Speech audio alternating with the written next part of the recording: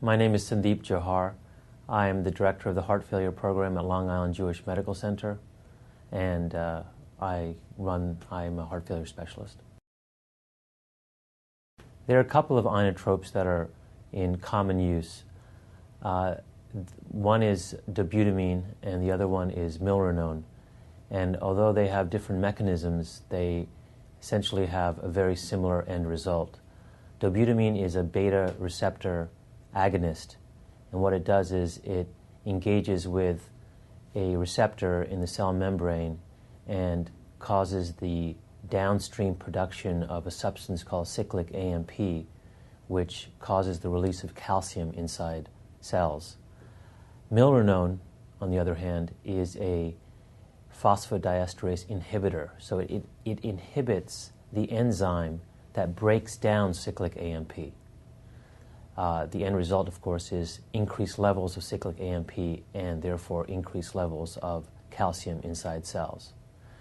Dobutamine and milrinone are used in patients who have some sort of hemodynamic compromise like cardiogenic shock. They are sometimes used in patients who have decompensated heart failure, who have a normal cardiac output, and those are cases in which the use of inotropes is considered problematic and should be avoided. Because of the increase in calcium inside cells, there are a number of deleterious effects. One is that the increase in calcium precipitates ischemia, and in the heart failure population, coronary artery disease is a very big problem. The other potentially harmful effect is the initiation of arrhythmias because of increased calcium levels and calcium transients. So ischemia, arrhythmias are two big problems. There's also evidence that the use of inotropes causes cell death, not immediately, but down the line, so that even though the inotropes improve hemodynamics in the short term, the long-term effects are harmful. And in fact, inotropes have been shown to worsen outcomes in patients with congestive heart failure in virtually every form in which they've been administered: intravenous, oral, intermittent, or continuous.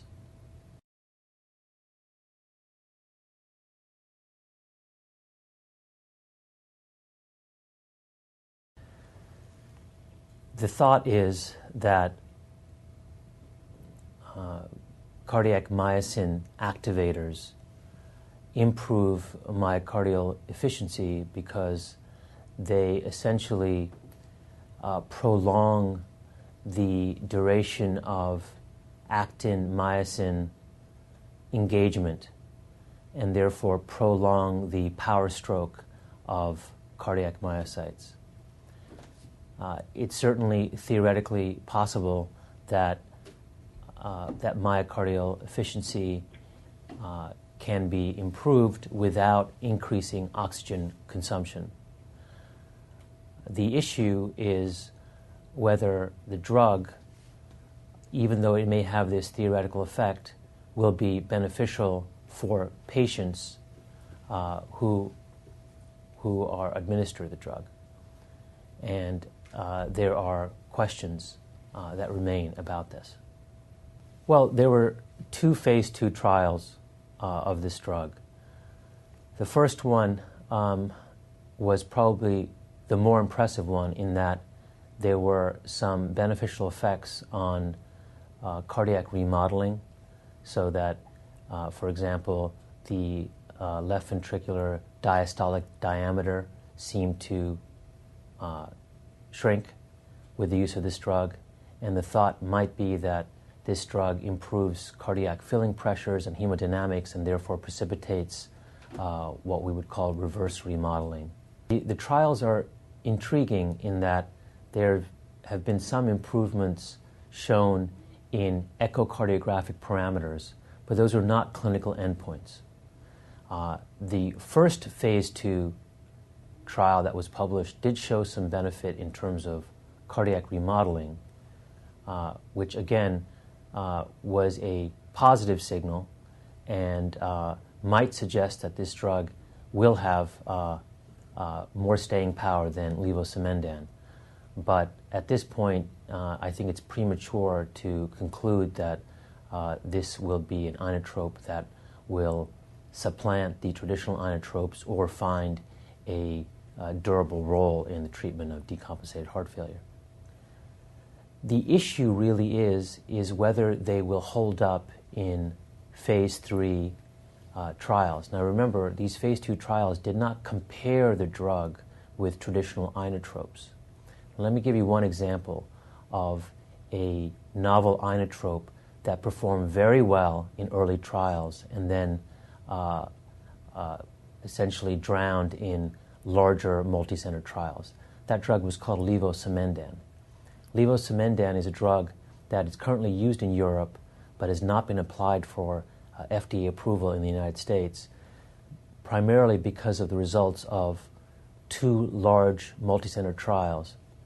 Levosimendan initially was compared with dobutamine and showed remarkably beneficial effects in terms of wedge pressure and cardiac output.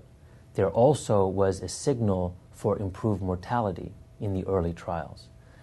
Levosimendan actually operates theoretically in a very similar way to cardiac myosin activators. What levosimendan does is it stabilizes the calcium-bound state of a protein called troponin.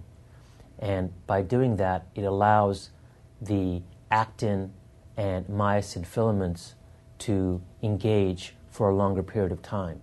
So levosimendan also was purported to improve myocardial efficiency. And the early trials were very positive. However, 2 large trials that were conducted in, I believe, 2005, were published in 2005, showed that the drug essentially was no better than dobutamine and actually had worsened clinical outcomes. So the company decided not to apply for FDA approval, and essentially the drug is dead in the water at this point.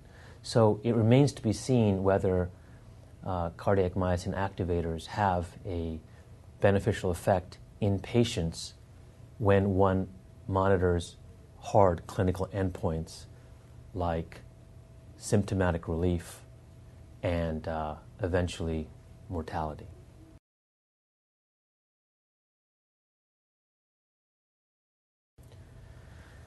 Well, most congestive heart failure is not characterized by low cardiac output. And we know now that, at least for the use of traditional inotropes, they should be restricted for the use in patients who have a low cardiac output. Now, let's say that 15 or 20% of patients who do have low cardiac output, how do we treat them? Right now, we have to use drugs that we know in the long term worsen mortality and in the long term actually worsen contractile function. So a drug that could potentially replace these 2 drugs, dobutamine and milrinone, would definitely find a place. But it's important to bear in mind that most congestive heart failure patients do not need to be treated with inotropes. It's just the patients who have a low cardiac output or are in cardiogenic shock. And for those patients, absolutely this drug, if it holds up in clinical trials, would be a very beneficial addition to the armamentarium and a potentially important tool.